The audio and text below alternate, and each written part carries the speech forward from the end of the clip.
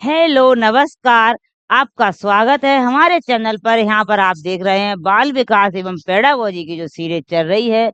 इसको हम जो ऐसे क्वेश्चन जो हर बार प्रश्न जो पेपर में पूछे जाते हैं, हम इनको पढ़ेंगे। वही जो एग्जाम में आएंगे वो ध्यान से समझ के चलते हैं। है आपका है पहला क्वेश्चन। हम यहाँ ध्यान से इसको पढ़ेंगे। अर्जव तर्क देता है कि भाषा विकास व्यक्ति की नरसंगिक प्रवृत्ति से प्रभावित होता है, जबकि क्वेश्चन लेंथी है। जबकि सोनाली महसूस करती है कि यह परिवेश से प्रभावित होता है। अर्जव और सोनाली के बीच यह चर्चा किस विषय में हो रही है?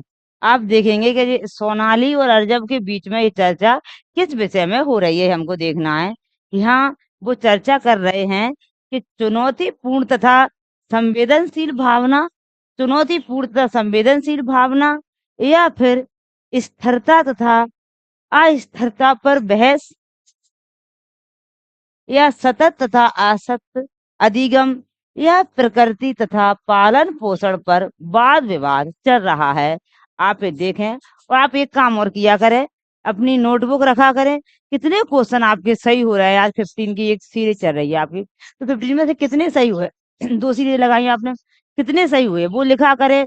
और जिनमें डाउट है कुछ है तो आप कमेंट करके बता दिया करें। यहाँ दिया गया है क्या? अर्जव तर्क देता है कि विकास नैसर्गिक प्रवृत्ति से होता है, और जबकि जो सोनाली है वह महसूस करती है कि परिवेश से प्रभावित होता है। तो परिवेश और नैसर्गिक मतलब होगा आपका प्रकृति। प्रकृति तथा पालन पोषण पर वाद विवाद चल रहा है कि बच्चा क्या होता है, बच्चा प्रकृति और पालन पोषण में ही बच्चा बड़ा होता है, पलता है। तो इस पर यह विवाद चल रहा है। नेक्स्ट क्वेश्चन पर चलते हैं। नेक्स्ट क्वेश्चन है हमारा, मानव व्यक्ति परिणाम केवल शीघ्र सीखते हैं, पालन पोषण और शिक्षा का है, अनुवांशिकता और वातावरण की अंतः क्रिया का है, या केवल अनुवांशिकता का है? क्या करना है? ध्यान से तो पहले क्वेश्चन पढ़ा करें और ध्यान से क्वेश्चनों को इसमें जो बाल विकास हुआ, जो सीडीपी है आपकी या पेडागोजी हुई सीडीपी की, यहाँ चीजों को ध्यान से पढ़ने की जरूरत होती है। इसमें क्या होता है, या तो 4 ऑप्शन में से एक ऑप्शन ऐसा होगा जो सभी से अच्छा होगा, और यह ये होगा कि एक ऑप्शन ऐसा होगा जिसमें तीनों ऑप्शन समाहित होंगे। तो आपको ये बात का ध्यान रखे चलना है। हमें पूछा है कि मानव व्यक्तित्व परिणाम क्या होते हैं? राइट ऑप्शन सी है, अनुवांशिकता और वातावरण की अंतः क्रिया। अनुवांशिकता और वातावरण से मिलकर एक व्यक्ति बनता है। तो राइट ऑप्शन आपका सी होगा। नेक्स्ट क्वेश्चन पर चलते हैं। नेक्स्ट क्वेश्चन है, आपके इसमें से कितने सही हो रहे हैं ये बताया करो कमेंट करके कि हमारे इतने सही हुए और ये क्वेश्चन गलत हुए। तो हम क्या करेंगे, नेक्स्ट क्लास में उनसे संबंधित कुछ भी आएगा तो हम उनको और आपको अच्छे समझा देंगे कि ये बच्चों को समझ में नहीं आए कहीं ना कहीं, इसलिए इनमें गलत हुए हैं। उत्तर बाल अवस्था में बालक भौतिक वस्तुओं के किस आवश्यक तत्व में परिवर्तन समझने लगता है? यहाँ पूछा है उत्तर बाल अवस्था में बालक। यहाँ पहले हम क्वेश्चन को ही समझेंगे। उत्तर बाल अवस्था क्या होती है? यह उत्तर बाल अवस्था होती है, यह प्याजे प्याजे की जो 4 अवस्थाएं दी हैं प्याजे ने, उसमें से तीसरी अवस्था है आपकी। तीसरी अवस्था है मूर्त संक्रियात्मक अवस्था। क्या है? मूर्त संक्रियात्मक जो अवस्था है, मूर्त संक्रियात्मक जो अवस्था है बच्चे की, यह अवस्था होती है 7 साल से 11 वर्ष। 7 से 11 वर्ष होती है।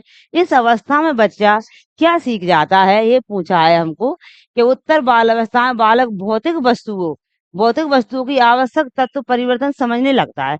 बच्चा यह समझने लगता है, पहले बच्चा जब छोटा होता है, इससे 7 साल से वो छोटा होता है, तो उसको क्या करेंगे, 2 गिलास में पानी देंगे। पानी आपने मान लो 200 ml पानी ले लिया।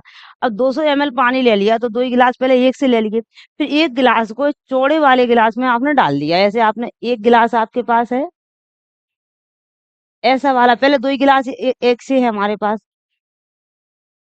और इसमें पानी भर दिया यहाँ तक दोनों में। अब 1 गिलास का पानी क्या किया, ऐसा चौड़ा वाला एक जार लिया और उसमें डाल दिया। ये पानी इसके यहाँ तक ही पहुँच पाएगा।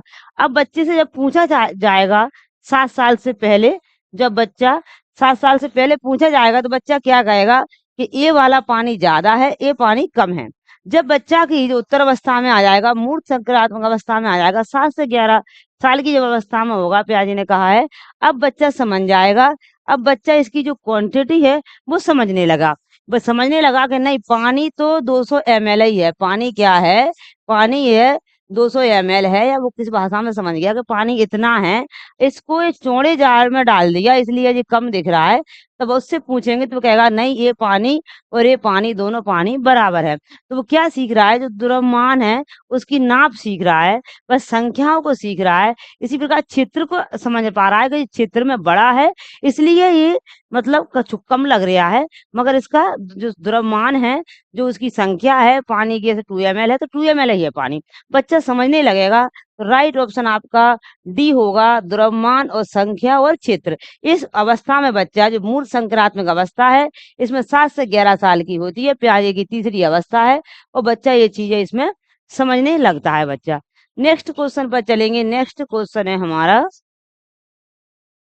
Lawrence Kohlberg. लॉरेंस कोहलबर्ग के द्वारा प्रस्तावित निम्नलिखित चरणों में से प्राथमिक विद्यालयों के बच्चे किन चरणों का अनुसरण करते हैं। कोहलबर्ग कह रहे हैं प्राथमिक जो बच्चे, कौन से बच्चे, आपके प्राथमिक कक्षा के बच्चे, मतलब आपके 1 से 5 तक के बच्चे हैं, वो क्या, कोहलबर्ग ने क्या बताया, कोहलबर्ग ने बताया है कि बच्चे को क्या करना है, बच्चे को आपको समझा के चलना है। पहले हम कुछ नहीं समझा देते तो ऑप्शन आपको अपने आप पकड़ में आ जाता है कि हाँ ये ऑप्शन सही है। तो बच्चे को कोहलबर्ग क्या कह रहे हैं, कोहलबर्ग कहते हैं, कैसे एक उदाहरण देते हैं कि पापा जी अपने बच्चे को टॉफी दिला के लाए। अब वो टॉफी दिला के लाए और बच्चा ले आया पूरी बढ़िया, आके वो खाने लगा गप गप। तो पापा जी ने कहा कि बेटा बहन को दे दो। नहीं देना, नहीं देना, बच्चा छोटा है, नहीं देना मुझे तो पूरी, मतलब उसमें ऐसा व्यक्तित्व होता है उसका कि नहीं, ये सब चीज है मेरी है, सब मैं हूँ, मैं ही मैन हूँ, मैं ही सेंटर में हूँ, वो सब मेरा है। तो वो नहीं देना बहन को।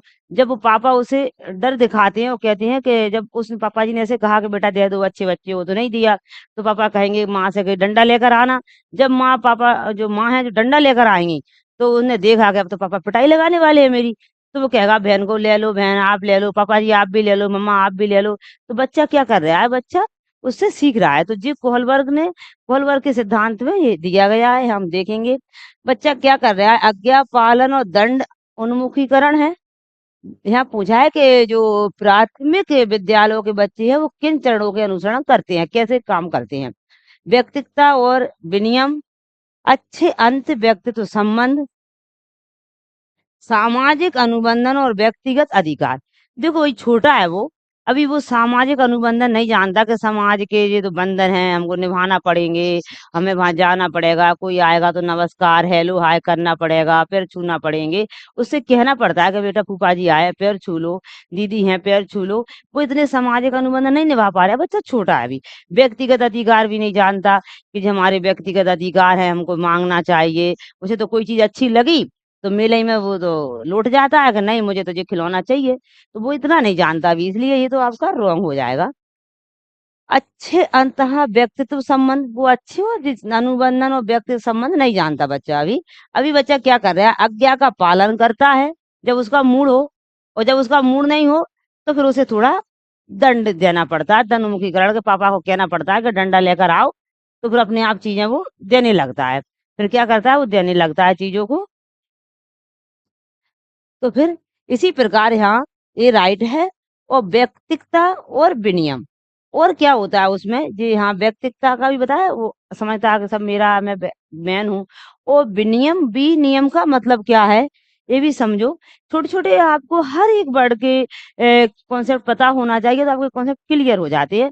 विनियम का मतलब है आदान प्रदान। कैसे पहले लोग थे वहां पैसे नहीं चलते थे, पहले तो क्या करते थे कि हमारे पास मान लो कोई सब्जी है, हमारे पास आलू हो गए, तुम हमें आलू से आप हमारे पास टमाटर है तो तुम आलू ले लो, हमें टमाटर दे दो। हमारे पास कोई हमने मटका बनाया है, तुमने चद्दर बनाया है तो आप अपना हमारा मटका ले लो, आप हमें चद्दर दे दो। वस्तु के बदले वस्तु देना।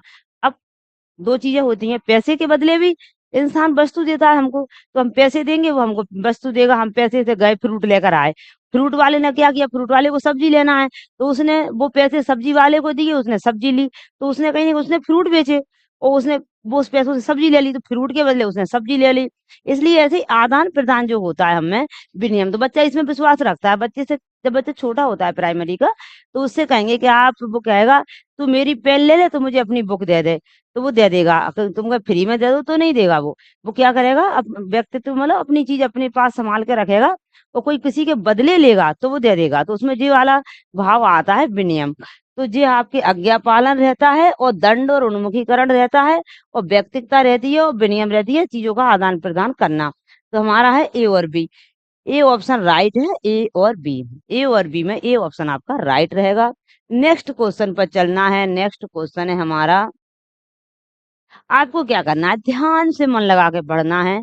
देखो बेटा, कोई कुछ नहीं कहता मगर एक पिता होते हैं, वो बहुत मेहनत करते हैं और पिताजी एक ऐसे होते हैं जो आपको चाहते हैं कि मेरा बेटा मुझसे बड़ा बने, और ऊँचे शिखर पर जाए, अपनी मेरी उम्मीदों पर खरा उतरे। तो आपको मेहनत करना है और मेहनत करके अपने पापा और माँ का नाम रोशन करना है, अपनी ज़िंदगी को सफल बनाना है। आप जी 2-4 महीने अच्छे लग के पढ़ लोगे या 1 आध साल पढ़ लोगे तो अपनी ज़िंदगी की जो 30-40 साल है, वो आप अपने जीवन को सुखी बना लोगे। इसलिए मेहनत करें और ध्यान से चीज़ों को पढ़ते रहें। अब हम चलते हैं 5 क्वेश्चन पर। भाटिया बैटरी का प्रयोग निम्न में से किसके परीक्षण हेतु किया जाता है? भाटिया बैटरी। अब हम समझेंगे भाटिया बैटरी है क्या? एक थे सीएम भाटिया। कौन थे? सीएम जो भाटिया थे, सीएम भाटिया। ये 1950 में 1955 में इनने एक वो प्रयोग किया, ये भाटिया बैटरी। भाटिया इनका नाम था, उसी के नाम से हो गया। नहीं पे कोई सोचे कि बैटरी पर कोई प्रयोग किया। इनने क्या किया, एक कार्ड बनाया। वो कार्ड कैसा था, आपने देखा होगा कि वो गेम में एक गेम भी आता है, बच्चे खेलते हैं।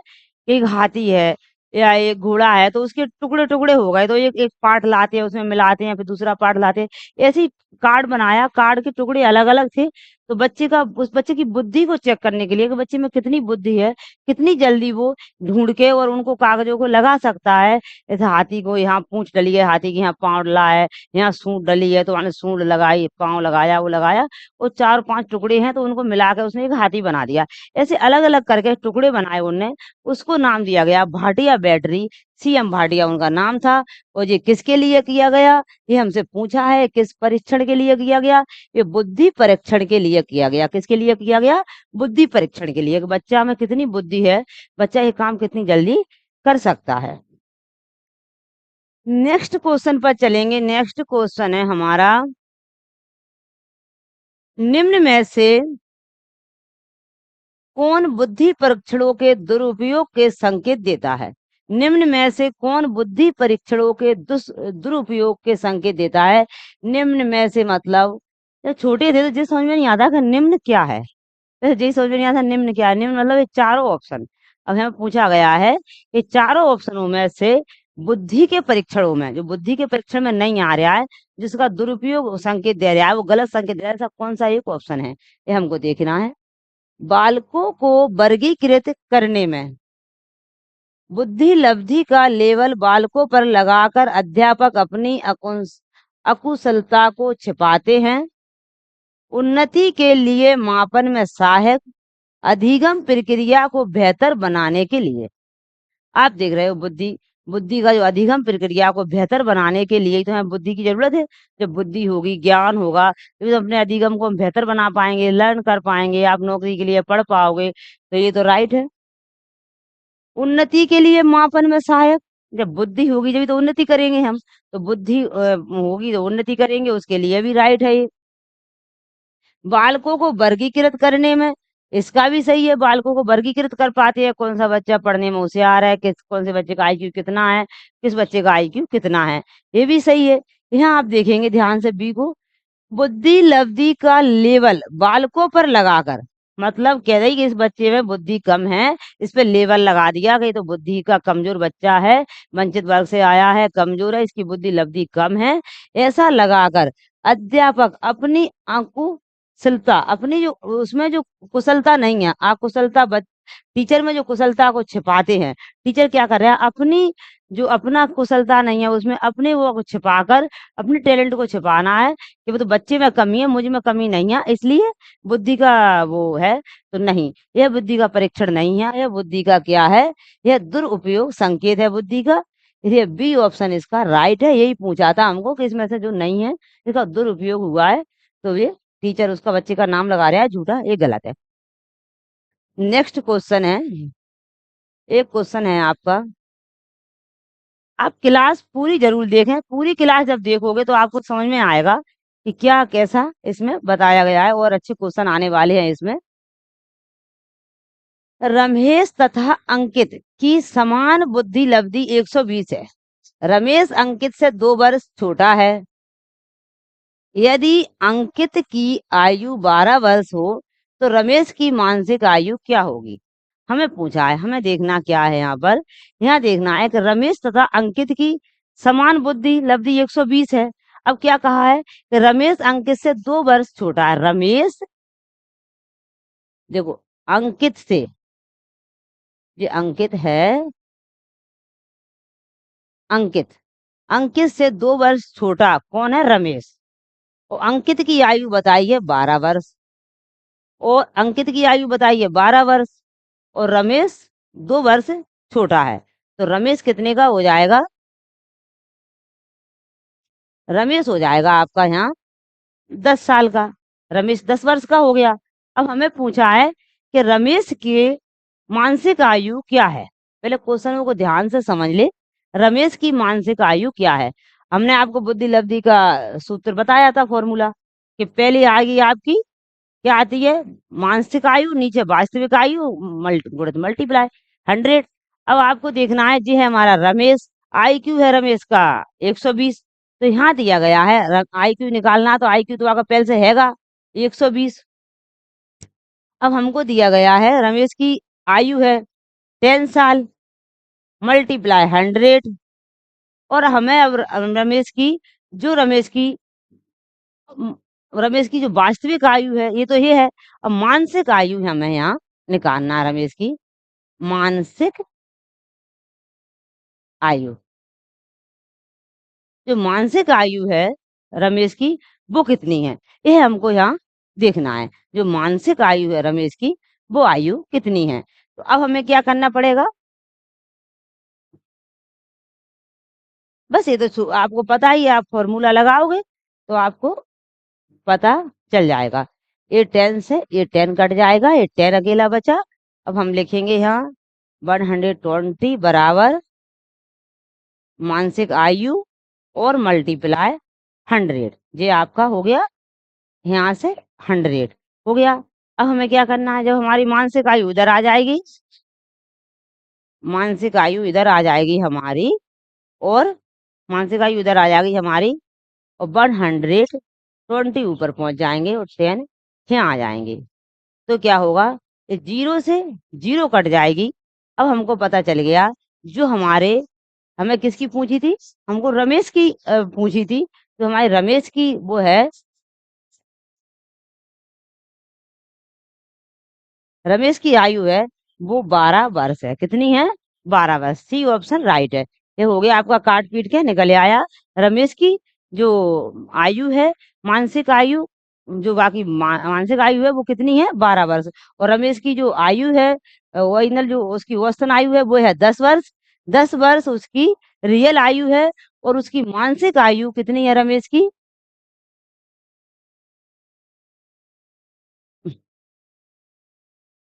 यहाँ हो गई, और रमेश की ये आपका 12 वर्ष राइट हो गया, कि रमेश की जो आयु थी वो 10 वर्ष थी, और वो सोचता कितना है? 12 वर्ष के बराबर सोचता है, तो 12 वर्ष उसकी मानसिक आयु थी। मानसिक आयु हमसे पूछी थी रमेश की, तो सी ऑप्शन आपका राइट हो गया। ये आपका फॉर्मूला रहता है, पहले मानसिक आयु, जो बच्चा कितनी, पहले उस बच्चे की रियल आयु, ऐसे बच्चा 10 साल का है और बच्चा सोच कितना रहा है 13 साल के बराबर काम कर ले रहा है, तो यहाँ 13 लिखेंगे और 100 जी आपका 100 है। जी आपका पेपर में ऐसे ही आ जाता है, जी लिखा आ जाएगा यहाँ मानसिक आयु या वास्तविक आयु और 100 मल्टीप्लाई और कुछ गलत-गलत लिखा आ जाएगा। तो आपसे पूछेंगे कि बुद्धि का जो फ़ॉर्मूला है कौन-सा सही है? तो आपको याद रखना है पहले मानसिक आयु, नीचे वास्तविक आयु और मल्टीप्लाई 100 ये होता है इसका फ़ॉर्मूला। नेक्स्ट क्वेश्चन पर चलेंगे, नेक्स्ट क्वेश्चन है हमारा 5 वर्ष के मोहन की मानसिक आयु 8 वर्ष है, उसकी बुद्धि लब्धि कितनी होगी? ये हमको यहाँ निकालना है, हम देखेंगे कि हमारा 5 वर्ष का मोहन है और उसकी मानसिक आयु 8 वर्ष है और उसकी बुद्धि लब्धि कितनी होगी? देखो, अब ये क्या यहाँ लिखेंगे, उसकी मानसिक आयु कितनी है? 8 वर्ष और वो 5 वर्ष का है, उसकी वास्तविक आयु कितनी है? 5 वर्ष मल्टीप्लाई 100 क्या करेंगे? यहाँ कर देंगे हम 2 जा 8 2 जा 16 तो कितनी आ जाएगी? 160 160 बी ऑप्शन आपका राइट होगा, बी ऑप्शन आपका राइट होगा। उसकी जो उसकी बुद्धि लब्धि है वो कितनी होगी? 160 बुद्धि लब्धि होगी। नेक्स्ट क्वेश्चन पर चलेंगे, नेक्स्ट क्वेश्चन है हमारा क्या हो गया?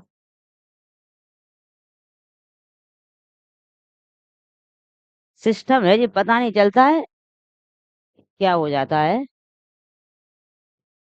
अब हम चलेंगे नेक्स्ट क्वेश्चन पर। अनुकरण की प्रक्रिया में सर्वप्रथम शिशु अनुकरण करता है। जब बच्चा अनुकरण करना सीखता है, बच्चा बोलना सीखता है, अनुकरण मीन्स होता है तुम्हारा देखकर कुछ करना, सुनकर बोलना। तो बच्चा बोलना सीखता है शिशु तो क्या बोलता है? स्वर वर्णों का, स्वर व्यंजनों वर्णों का, व्यंजन वर्णों का या शब्दों का? आप बात ध्यान करेंगे जब बच्चे को क्या है बड़ों का ज्ञान नहीं होता है, बच्चा छोटा होता है, तो बच्चा क्या करता है कि बच्चे से कहेंगे बेटा पानी पीना है तो बच्चा क्या सीखेगा? शब्द ही बोलना सीखता है कि पानी या पापा या मामा या मम्मा। ऐसे बुढ़ी जानता कि बेटा का चा फा जा ए बी सी डी। उसे तो ज्ञान नहीं है ना, वो तो जो शब्द क्या अनुकरण कर रहा है बच्चा। तो आप ए बी सी डी बोलेंगे तो ए बी सी डी बोलेगा। और इंसान क्या बोलता है रोजमर्रा की जिंदगी में? शब्द बोलता है कि पानी पियोगे, खाना खाओगे, बेटा पापा। तो ऐसे बोलेंगे तो वो शब्द सीखता है बच्चा। बच्चा व्यंजन नहीं जानता है, स्वर नहीं जानता है, स्वर के वर्ण नहीं जानता है। बच्चा कंफ्यूज नहीं होना कि बच्चा छोटा है, वो तो वर्ण बोलेगा, शब्द कैसे बोल पाएगा? मगर सबसे पहले बच्चा अनुकरण शब्दों का करता है, वर्ण का उसे ज्ञान नहीं होता है, क्योंकि लोग शब्द ही बोलते हैं। तो शब्दों का करता है। नेक्स्ट ऑप्शन राइट ऑप्शन आपका डी है। नेक्स्ट क्वेश्चन पर चलते हैं। नेक्स्ट क्वेश्चन है हमारा भाषा। हमारी विचार प्रक्रिया को पूरी तरह से नियमित करती है। भाषा क्या करती है?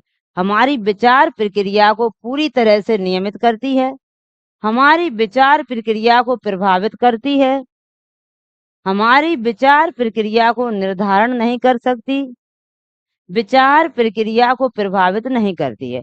भाषा क्या करती है? भाषा हमारी यह लिखा है हमारी विचार प्रक्रिया को पूरी तरह से नियंत्रित करती है। कभी भी ये आ जाए पूरा, केवल तो नहीं होता। हमारी विचार प्रक्रिया को प्रभावित करती है, ये ऑप्शन आपका राइट है। क्योंकि हमारी विचार प्रक्रिया को निर्धारण नहीं करती, पूरी करती है, बिल्कुल नहीं करती है, विचार प्रक्रिया को प्रभावित नहीं करती है। ये तो ये कही होगा नहीं करती है, नहीं कर सकती है। तो आप ऑप्शन आपका बी ऑप्शन आपका राइट है, बी ऑप्शन आपका राइट है। नेक्स्ट क्वेश्चन पर चलेंगे। नेक्स्ट क्वेश्चन है हमारा व्यक्तिगत विभिन्नताओं से संबंधित निम्न में से कौन सा कथन सही है? इसमें व्यक्तिगत विभिन्नता है। यदि विद्यार्थियों का बुद्धि स्तर समान है तब भी उपलब्धि में विभिन्नता है, हो सकती है।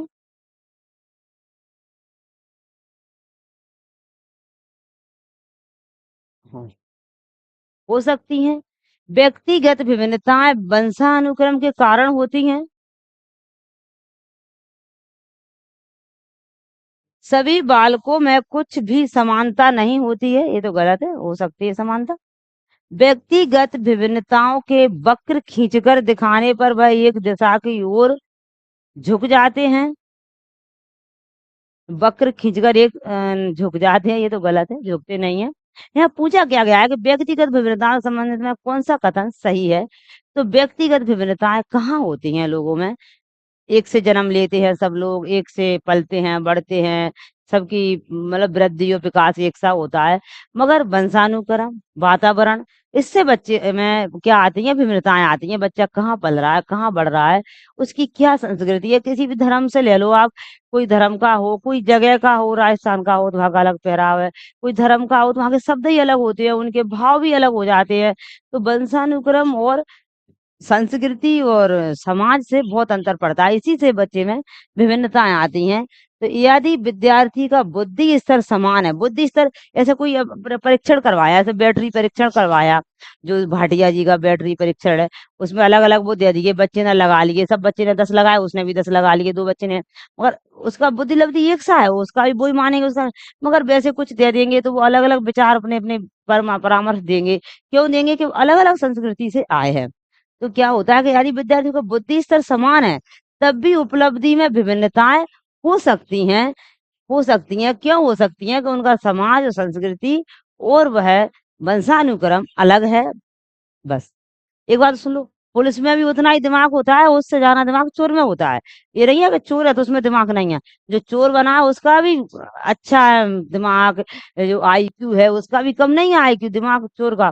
चोर का भी आईक्यू उतना ही है, पुलिस का भी आईक्यू उतना ही है। तो अकेले वो उसके भाव, वो किस संस्कृति में पला-बड़ा, क्या परिस्थितियाँ आई कि वो चोर बन गया, वो पुलिस वाला बन गया। तो इसलिए उनमें भिन्नता हो जाती है संस्कृति और वंशानुक्रम और समाज और वातावरण के चक्कर में।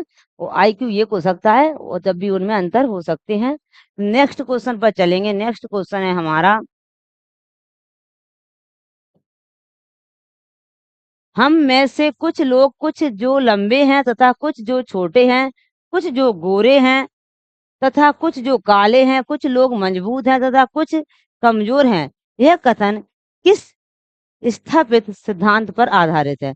बुद्धि व लैंगिक विभिन्नता पर, बुद्धि व प्रजाति विभिन्नता पर, व्यक्तित्व विभिन्नता पर या व्यक्तित्व प्रगतिशीलता पर? क्या देखेंगे यहाँ क्या पूछ रहा है हमको कि सबके अलग अलग है, तो सबका अलग अलग क्या होगा? व्यक्ति विभिन्नता भी आज देखी हमने, किसका वंशानुक्रम कैसा है, किसके वंशानुक्रम से आंखें भूरी हैं, किसकी काली हैं, किसकी कद काठी, उसके बाल, तो वो उसका वंशानुक्रम होगा। किस नेचर में रह रहा है, कैसा स्वभाव है। और आप एक बात तो सुनो, हम हर क्वेश्चन को इसलिए समझाते हैं कि समझा के पढ़ेंगे तो आपके जो आने वाले क्वेश्चन है वो क्लियर हो जाएंगे, कॉन्सेप्ट क्लियर होते जाएंगे। ऐसे आपको अब कहीं व्यक्ति भिन्नता आ गई तो आपको इसके बारे में बहुत सुन लिया, बुद्धि आ गई तो आपने बहुत सुन लिया, वंशानुक्रम की बात है तो बहुत सुन लिया, तो आप ऐसे सुन-सुन के आपको आप 2-4-10 सेट लगाओगे तो आपको खुद ही चीज़ें समझ में आने लगेंगी। इसलिए हर चीज़ को हमें खुद अच्छा जब हम पढ़ते थे, हमें यही अच्छा लगता था कि कोई हमको बढ़िया समझा के पढ़ाए। कोई ऐसे नहीं क्वेश्चन पढ़ा इसका बी सही है और आगे कट जाए, ये तो हमें बिल्कुल अच्छा नहीं लगता। इसलिए हम भी वही चाहते हैं जो हमको अच्छा लगता था, ये सब बच्चों को अच्छा लगे और वो ध्यान से पढ़ें। और उनका ऐसा नहीं है कि एक सेट पूरा हो गया, इससे उनके और कई जब सेट लगाएँ और पढ़ें तो वो भी उसमें भी काम आए उनको। इसलिए किसने कहा कि स्थितियाँ मानसिक मूल्यांकन है जो व्यर्थ है चिंता के पहलू में? हिलगार्ड ने, वॉटसन ने, जीन पियाजे ने, राल्फ टायलर ने। यह कहा है, राल्फ टायलर को कहीं पढ़ेंगे, राल्फ टायलर ने कहा है कि मानसिक जो किसने कहा कि स्थितियाँ मानसिक मूल्यांकन है जो व्यर्थ और चिंता के पहलू हैं। तो मानसिक स्थितियाँ हैं वही हमारे चिंता और उसके पहलू हैं, चिंता के पहलू हैं। ये राल्फ टॉलर ने कहा है, टायलर। नेक्स्ट क्वेश्चन है हमारा, बच्चों के सीखने की प्रक्रिया में प्रगति तब हो सकती है जब हम क्या करेंगे? उसकी प्रगति की नियमित रूप से जांच करें। बच्चों की प्रगति को नियमित रूप से जांचने के साथ-साथ सुधारात्मक कदम उठाएं। बच्चों के नियमित रूप से गृह कार्य दें। बच्चों के लिए नियमित रूप से गतिविधियां आयोजित कराएं। पेडागोजी में एक क्वेश्चन आपका बिल्कुल राइट होता है कि चारों ऑप्शनों को ही समझना पड़ता है। इसमें से सबसे मजबूत कौन सा है, सबसे ज्यादा ज्ञान कौन दे रहा है, सबसे ज्यादा समझ किससे मिल रही है? तो बच्चों के लिए नियमित रूप से गतिविधियां आयोजित कराएं। बच्चों को गृह कार्य दे, ये तो नहीं है, आप देख रहे हो, सुधारात्मक कदम उठाएं। उसकी प्रगति की नियमित रूप से जांच करें, ये तो बात सही है। उनकी प्रगति की नियमित रूप से जांच करें, ये ऑप्शन सही हो जाता। इससे और अच्छा ये है, उसके साथ साथ सुधारात्मक कदम उठाएं। ये काम पेरेंट्स को भी करना जरूरी है और स्कूल में भी करना जरूरी है। क्या करना है कि बच्चों के प्रगति नियमित रूप से जांच करें कि बच्चा कैसा पढ़ रहा है, कैसा नहीं पढ़ रहा है और वो कहाँ गलती कर रहा है। उस चीज में सुधारात्मक कदम उठाए, उसे उसका जो भी गलती हो रही है वो फीडबैक ले और दे उसे, उसकी मजबूत करे। उसकी जो गलतियां हो रही हैं, त्रुटियों से बच्चे सीखते हैं। ये तो इसलिए नेक्स्ट क्वेश्चन पर चलते हैं। नेक्स्ट क्वेश्चन है हमारा, यह खुले तौर पर अवलोकित किया जाता है कि मापन की तुलना में शामिल होता है। ये तो बात सही है, मापन की तुलना में कोई चीज, बच्चे का ही मापन कर रहे हैं, यहाँ पर बच्चे का ही मापन करेंगे तो सरकार तो नहीं करेगी, वातावरण भी नहीं करेगा, अधिगम नहीं। बच्चे का जब मापन होगा तो मूल्यांकन आएगा बच्चे का, उसमें बच्चे का मापन करने के लिए मूल्यांकन जरूर आता है। तो नेक्स्ट आपका राइट ऑप्शन डी है। और यह आपके हो गए 50 क्वेश्चन। अभी नेक्स्ट क्लास लेकर आएंगे, उसमें आपको 50 क्वेश्चन पढ़ाएंगे। आप ऐसे ही पढ़ते रहे और अपनी तैयारी को मजबूत कर ले। जब हमारा बाल विकास पूरा हो जाएगा, आपको समझ में आ जाएगा, फिर हम और दूसरी क्लास लेकर आएंगे। वीडियो देखने के लिए थैंक यू। फिर मिलेंगे नेक्स्ट वीडियो में।